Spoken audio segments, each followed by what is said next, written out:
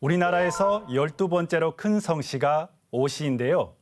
약 76만 명이 우리나라에 살고 있죠. 오늘은 이 중 가장 큰 본관인 해주 오시에 대해 알아보겠습니다. 오시는 중국에서 건너온 귀화 성씨로 춘추 전국시대 주나라의 제후국인 오나라에서 비롯된 성씨다. 우리나라 오시는 모두 뿌리가 같으며 대부분 해주, 동복, 보성 오시에서 분적된 것으로 보고 있다. 동국 만성부에 의하면 20여 본이 있다고 하는데 현재 10,000명 이상 되는 본은 총 8본이다. 중국의 오시는 약 2,460만 명 정도 되며 성씨 순위로는 10위다.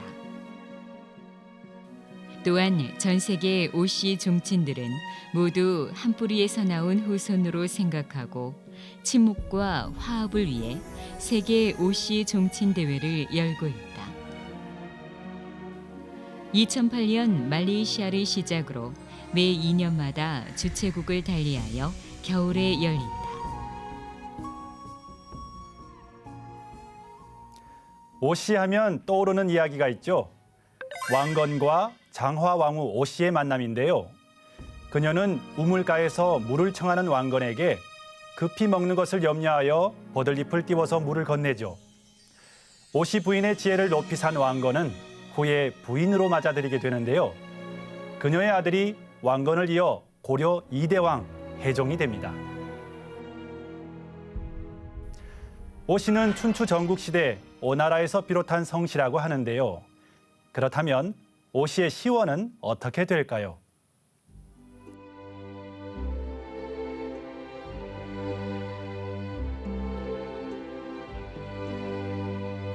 오씨는 주나라 태왕의 아들이신 휘 태백공이 오나라를 건국하여 25대 부차왕의 실정으로 망하고 손자 루양이 위왕으로부터 오씨로 득성하시었다. 후손 휘 첨공께서 신라국 지중왕 원년 서기 500년에 우리 땅에 오시어 고려의 왕건 태조로부터 문화시랑 평장사 시 무해공으로 추중되시었다. 선조들의 관직 또는 정착지에 따라 본관을 해주, 동복, 보성, 고창, 나주, 함평, 함양, 화순, 군위, 울산, 나간, 전주, 평해, 흥양, 연일 등으로 나누어졌으나 근본은 동조 동근으로 사료된다.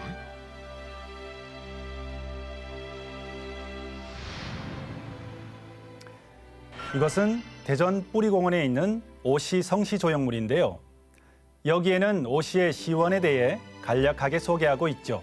그 내용을 좀 더 살펴보겠습니다. 세계 오씨의 시조는 오태백이다. 그는 지금으로부터 3,300여 년 전 탄생한 인물로 주나라를 건국한 문왕의 할아버지 고공담보의 장남이다. 고공담보에게 아들이 셋 있는데 장자가 태백, 차자가 중옹이고 막내가 계력이다. 주태왕 고공담보가 셋째 아들 계력과 그의 아들 창에게 왕위를 물려주려 하자 오태백은 동생 중옹과 함께 왕위를 계력에게 양보하고 장강 건너 향만으로 가 오나라를 창건한다. 오태백이 후사 없이 세상을 떠나자 동생 중옹이 왕위를 이어받게 되는데 그래서 중옹은 세계 오씨 혈연의 시조가 된다. 25대 759년 동안 내려온 오나라는 부차왕 때 견원지간이 되어 싸웠던 월왕 구천에 의해서 서기전 473년 멸망하고 만다. 후에 자손들이 국호로 성씨를 삼으면서 이로써 오씨가 시작된 것이다. 중국 장수성 우시시 신우구 메이춘가도에는 세계 오시의 시조 오태백을 모시는 태백 사묘가 있는데 매년 4월 태백 탄신제가 열린다.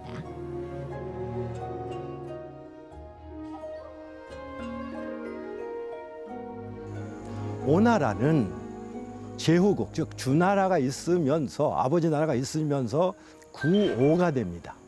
그래서 오나라 거기서부터 출발해서 부차왕까지 망할 때까지 650년 중국 역사의 오나라의 뿌리가 되는 거죠. 그게 탄신으로 따지면은 3305년 전 얘기입니다. 기원전 1284년이니까 해주오시는 3300년의 전통 해주오시 이렇게 슬로건을 하는 것도 바로 그겁니다. 우리 대한민국의 오시는 뿌리 자체가 중국에서 오다 보니까 중국의 오시 역사에서부터 출발하고 있게 됩니다. 오나라가 멸망을 하자 오시 종독들은 어떻게 살아남느냐가 제일 최우선 과제가 됩니다. 살아남기 위해서는 성을 바꾸고 또 하는데 이 오시도 살아남기 위해서 파생된 성씨가 12구 성씨가 되더라. 이런 얘기가 되겠습니다. 이렇게 파생되어 디아스포라, 즉 전 세계적으로 나가다 보니까 세계 오시는 1억 명으로 추산됩니다. 오시의 오는 나라 이름에서 비롯됐는데요. 매우 높다, 고귀하다는 뜻을 가지고 있다고 합니다. 우리나라 오시는 대부분 해주, 동복, 보성 오시에서 분적했고 또한 그 뿌리는 고공단보의 장남인 오태백을 시원으로 하고 있는데요. 그렇다면 해주 오시는 어떤 성씨일까요? 해주 오시는 휴전선 이북인 황해도 해주를 본관으로 하는 성씨다. 2015년 통계청 조사에 의하면 약 46만여 명이 우리나라에 살고 있는데 전체 오시에서 60.6%를 차지할 정도로 큰 성씨며 분적한 성씨까지 합하면 전체 오시의 70% 이상을 차지한다. 우리나라 해주 오시는 주문왕의 큰아버지 오태백을 뿌리로 하고 있지만 시조와 족보가 다른 두 계통이 있다. 하나는 신라 지중왕 때 도래한 오첨을 도시조로 하는 향파다. 또 하나는 고려 성종 때 중국에서 건너온 오인류를 시조로 삼는 경파다. 두 계통의 계파를 각각 보면 향파는 중랑장공파, 판사공파, 중랑공파, 한림공파와 자윤공파에서 분파한 계파를 모두 합하여 총 17개 파가 있고 경파는 찬성공파와 양정공파, 정무공파와 추탕공파를 비롯해 총 72개 파가 있다.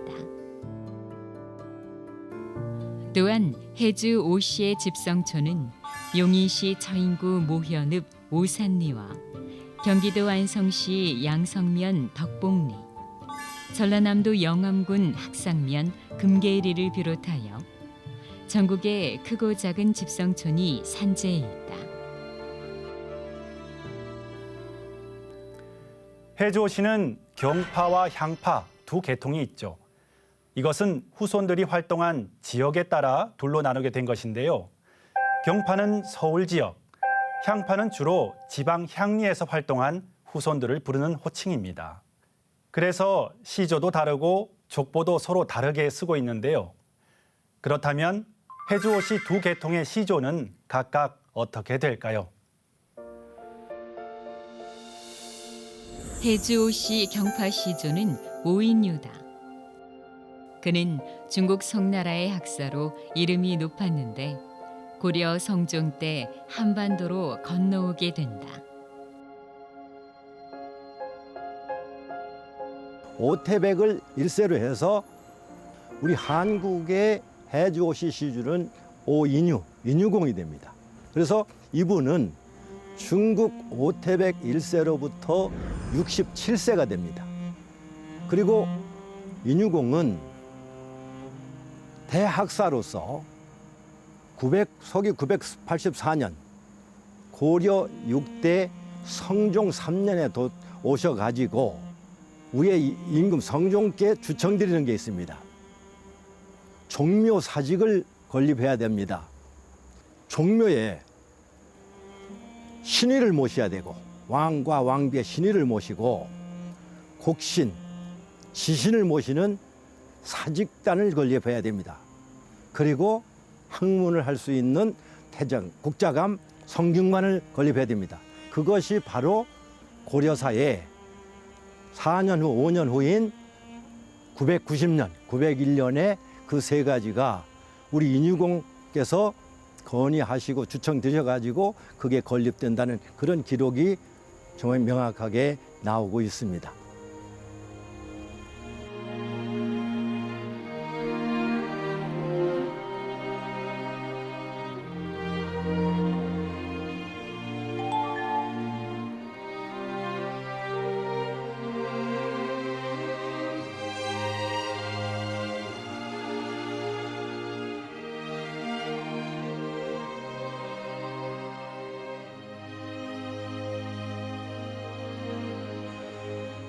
이곳은 해주오시 세덕단입니다. 세덕은 조상의 덕을 이어받자, 단이라는 것은 제사 지내는 곳, 즉 위에 산소가 없는 상세 선조들을 제사 지낸 곳입니다. 이곳은 1762년 영조 38년에 건립된 해주오시 전통의 세덕단입니다. 이 세덕단이 왜 이곳이 됐느냐 하는 것은 저희 8세 9세주 할아버지께서 이쪽으로 낙향하셔서 이곳에 정착해서 나는 후학 인재를 양성하겠다 했습니다. 그래서 이곳 지명이 배양리입니다. 이와 연결해서 해주오시 유적지는 전국에 몇 군데 자랑스러운 것을 얘기한다면은 안성에 가면 양성면 덕봉리가 있습니다. 여기는 정무공을 중심으로 해서 덕봉 서원이 있고 유적지가 있고 정무공 고택은 문화재로 지정되어 있는 그런 쪽이고 그 지명도 정무공 할아버지께 내린 호가 덕봉이기 때문에 지명 이름도 양성면 덕봉리가 되고 오윤경을 중심으로 한 또 훌륭하신 분들이 많이 배출되는데 해주오시 오자, 즉 나라 오자를 써서 오살리, 그 짝 지명이 오살리입니다.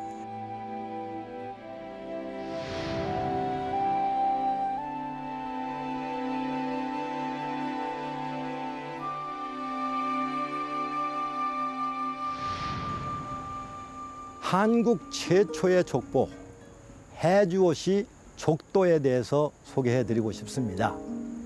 해주오시 족도는 한국 최초의 족보로서 1401년 8세 오선경공께서 시조 이주공에서부터 종친들에 대해서 그것을 초창기에는 책자가 아닌 그림 형태로 했던 것입니다. 이것은 지금까지 밝혀졌던 문화유 씨의 영화보라든가 또 안동건 씨의 성화보보다 75년 전에 이루어졌기 때문에 자랑스러운 한국 최초의 족보는 해주오시 족도다. 이렇게 말씀드릴 수 있겠습니다. 해주오시 향파 시조는 고려 때의 인물인 오현보다. 오현부의 선조는 어떻게 한반도에 들어왔을까? 세계 오시의 시조인 오태백의 25세 손으로 오자병법을 지은 제상 오기가 있다. 오기의 45세 손이 오첨인데 그를 해주 오시 향파에서 우리나라 오시의 도시조로 삼고 있다. 오첨은 신라 지중왕 1년에 중국에서 건너온다. 이때 왕명으로 김종지의 딸을 아내로 맞이하여 함양에서 이남 일녀를 두고 22년 살다가 521년 다시 중국으로 돌아가는데, 이때 둘째 아들 오응은 나이가 어려 갈 수 없자 신라에 남게 된다. 그 뒤 오응의 12대 손 오광우가 또 중국에 들어가는데, 그의 현손인 오연총이 문종 때 다시 고려에 건너와 정착한다. 오연총은 부원수가 되어 대원수 윤관과 함께 북방의 여진족을 정벌하여 공을 세우는데, 향파에서는 그를 우리나라 오씨의 중시조로 삼고 있다. 그리고 오연총의 오세손인 오수건에게는 오현보, 오현좌, 오현필이라는 삼형제가 있다. 이들은 고려를 침입해온 거란을 물리치는 데 공을 세워 각각 해주군, 동복군, 보성군에 봉해져 해주 오씨, 동복 오씨, 보성 오씨의 시조가 된다. 충남 공주시 장기면 신관리 취리산에 고려조 3군 금양단을 설단하여 삼형제를 모시고 있고, 시조단은 전라북도 남원시 수지면 남창리에 있다. 이곳에는 시조인 해주군 오현보와 그의 아들 오종인이 함께 설단되어 있다.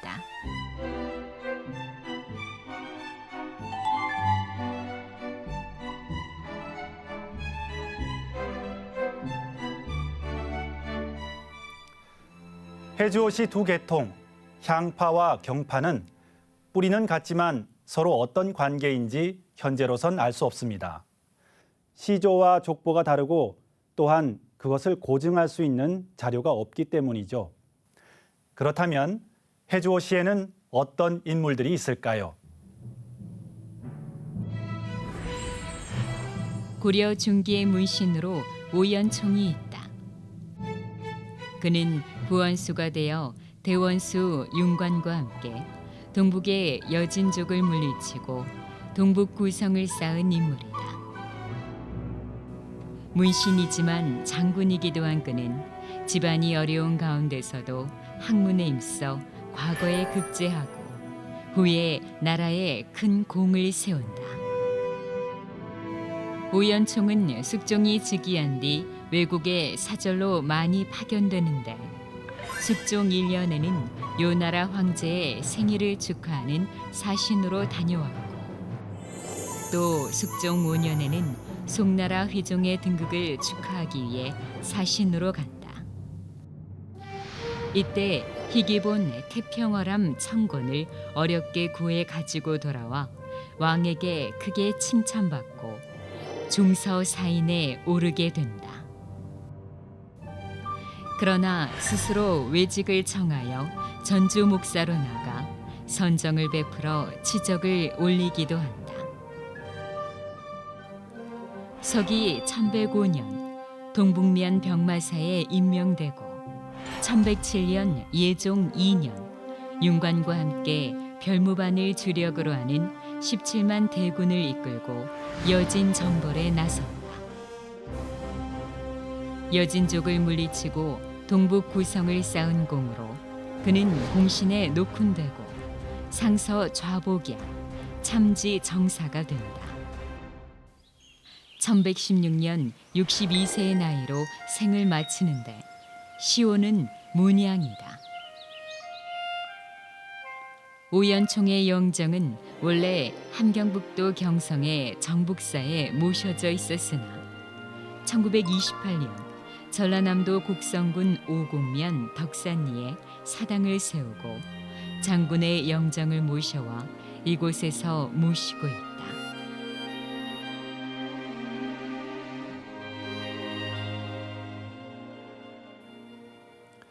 오연총과 윤관은 부원수와 대원수로 전쟁터에서 생사고락을 함께해 누구보다 끈끈한 관계였다고 볼 수 있는데요. 그래서인지 오연총의 딸과 윤관의 아들은 혼인을 하게 됩니다. 두 사람은 서로 사돈이 된 것이죠. 그런데 사돈이라는 말은 오연총과 윤관으로부터 생겨났다고 합니다. 관직에서 물러난 노년의 두 사람은 시내를 가운데 두고 멀지 않은 곳에 살면서 종종 만나 옛 이야기를 하며 회포를 풀었다고 하는데요. 그런데 어느 날 잘 익은 술이 있어 하인에게 술을 지우고 서로의 집을 방문하려고 가던 중 갑자기 내린 비로 물이 불어 건널 수 없게 되죠. 그러자 시내를 사이에 두고 두 사람은 나무 등거리에 앉아 서로의 술을 상대방이 가져온 술로 생각하고 머리를 숙여 권하며 회포를 풀었다고 합니다. 이후 이 일은 멋진 이야기거리가 되어 사람들에게 회자되기 시작했는데요. 이때부터 사돈이라는 말을 쓰기 시작했다고 합니다. 이외에 또 어떤 인물들이 있을까요?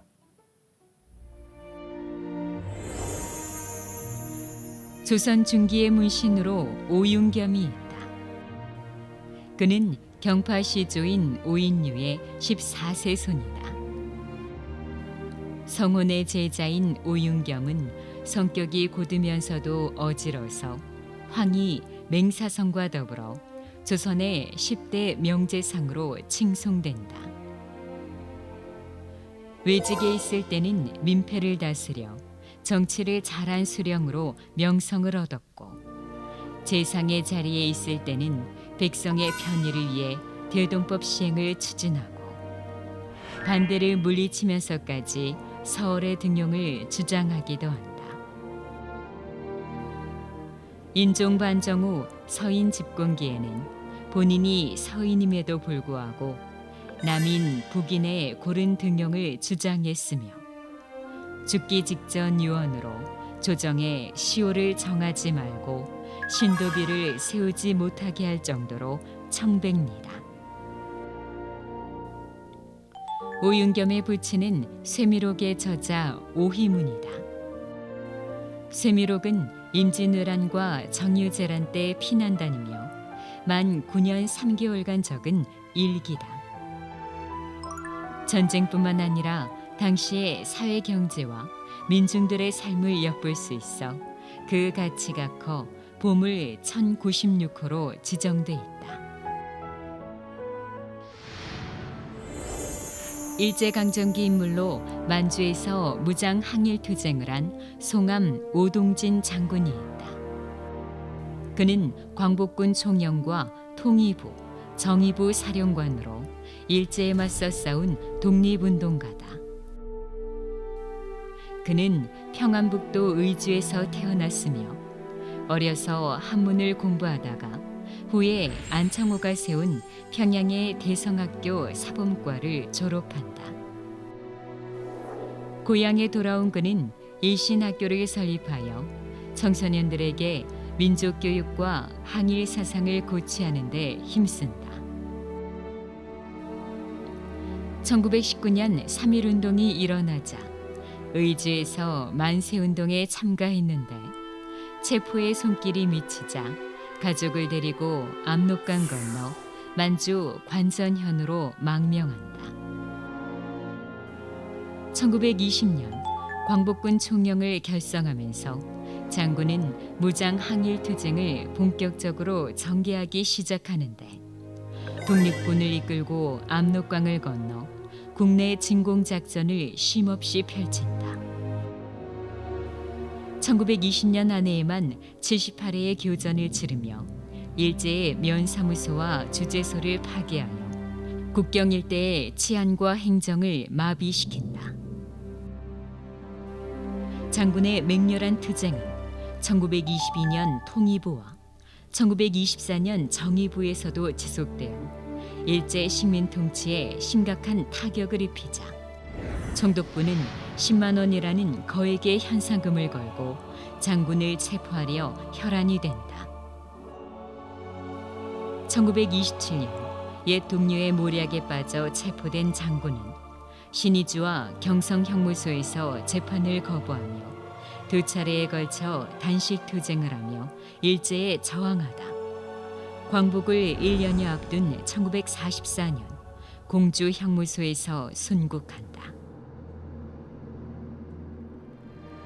다른 독립운동가와 달리 오동진은 남과 북 모두에서 항일 독립지사로 서훈을 받아 대한민국의 현충원과 북한의 애국 열사릉에 동시에 모셔져 있다.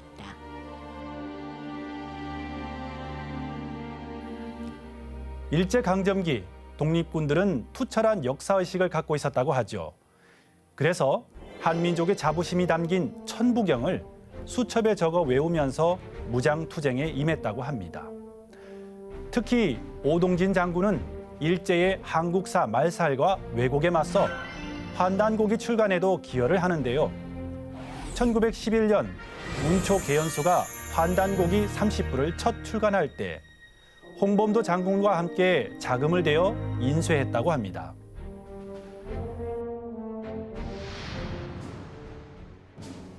이외 해주오 씨 오충신이 있다. 오웅정 장군 일가는 임진왜란과 병자호란을 맞아 3대에 걸쳐 5명이 순국한다. 그래서 오씨 삼세오 충이라고 부르고 전라북도 익산의 삼세오 충렬사에 모셔져 있다. 그리고 병자호란 때 청나라와 화의를 반대하고 경사항전을 주장하다가 청군에게 끌려가 죽임을 당한 사막사 오달째. 3.1운동 당시 민족대표 33인의 한 사람인 오세창과 그의 아버지이자 김옥균, 박영료 등을 지도하여 개화파를 형성한 오경석이 있다. 해주 오씨 현대인물로는 오세훈 서울시장과 괴짜 시인인 공초 오상순, 야구선수 오승환이 있다. 또 연예계에는 원로배우 오지명과 가수 오승근을 비롯하여 아이돌 그룹 엑소의 세훈 등이 있다.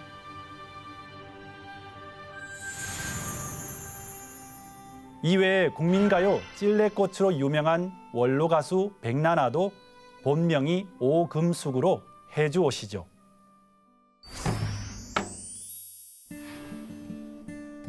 오늘은 춘추 전국시대 주나라의 제후국인 오나라의 오를 성으로 쓰는 오시 중에서 가장 큰 본관인 해주오시에 대해 알아봤는데요. 해주오시를 좀 더 이해할 수 있는 시간 되셨나요? 한국 성시의 뿌리를 찾아 떠나는 시간, 한국의 성시. 다음 시간에 또 뵙겠습니다. 감사합니다.